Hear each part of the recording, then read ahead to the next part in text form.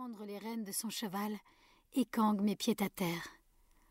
Un fonctionnaire le salue d'une légère inclinaison de la tête. Vêtu du noir et du vert du ministère de la Justice, il se présente comme Wang Li, le gouverneur de Shu.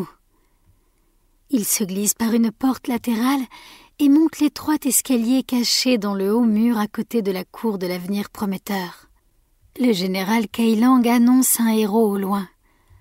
Le cri qui lui répond est si tonitruant qu'il résonne dans le passage de pierre.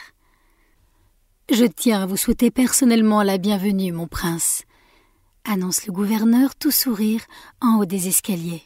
« Bon retour à Jia. » Il lui fait signe de continuer d'avancer. Entendre le titre qu'il lui attribue a donné la chair de poule à Kang.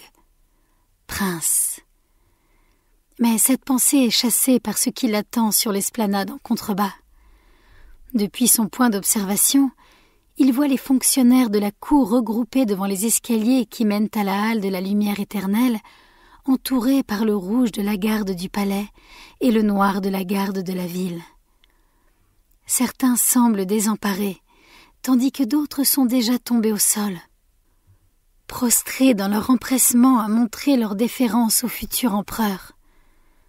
À gauche de Kang, le long mur est bordé d'archers et il aperçoit des ombres mouvantes qui leur ressemblent le long du mur le plus éloigné. Leur présence ostentatoire, pour ceux qui sont en dessous, est un rappel du pouvoir du général, lequel se tient en haut de l'escalier, paré de son armure de combat au grand complet. Il brille de noir et d'or, des branches incurvées de son aume jusqu'à l'éclat de ses bottes. Le chancelier Zhou se tient à sa droite, en tenue de cour officielle. Il n'y a aucun doute sur qui va régner et qui l'a aidé à monter sur le trône.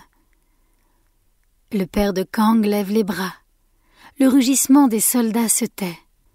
Ils mettent un genou à terre pour le saluer en une même vague coordonnée. Les traînards encore debout parmi les gens de la cour s'agenouillent aussi, suivant l'exemple de leur père. Mais Kang mémorise ces visages, tout comme il sait que le chancelier en prend note. Ceux qui se sont inclinés en premier et ceux qui ont hésité. Les bras du général retournent contre ses flancs, tandis que le héros s'avance à nouveau. Levez-vous pour écouter les paroles du régent qui montera bientôt sur le trône de notre grand empire. Quand les soldats se remettent au garde à vous, le bruit mat de leurs lances fait trembler les murs de la cour. Les officiels se relèvent plus péniblement.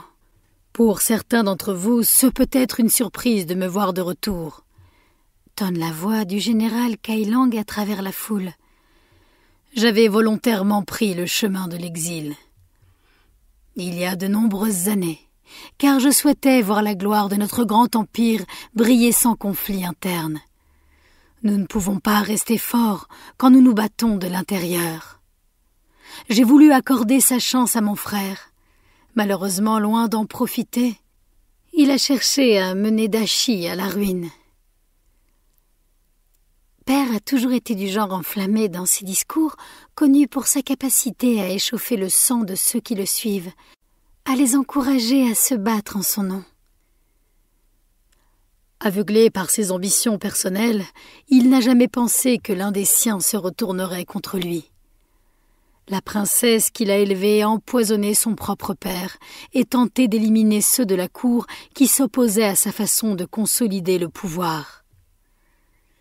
On m'a désormais confié la tâche de restaurer l'honneur des lits et d'obtenir justice pour la mort de mon frère. Le discours passionné du général provoque autant d'agitation qu'un nid de frelons jeté au milieu de la cour. Plus personne ne parvient à se tenir tranquille et silencieux. Tous chuchotent et murmurent entre eux. Kang sent l'attention se porter sur lui, et il s'efforce de garder un visage impassible malgré son malaise croissant.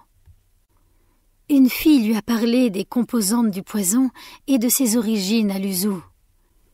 Une princesse a essayé de cacher la nouvelle de la mort de son père au reste du peuple. Lui-même n'a entrevu qu'une petite partie des plans de son père et le général a refusé de répondre à ses questions sur les origines du poison.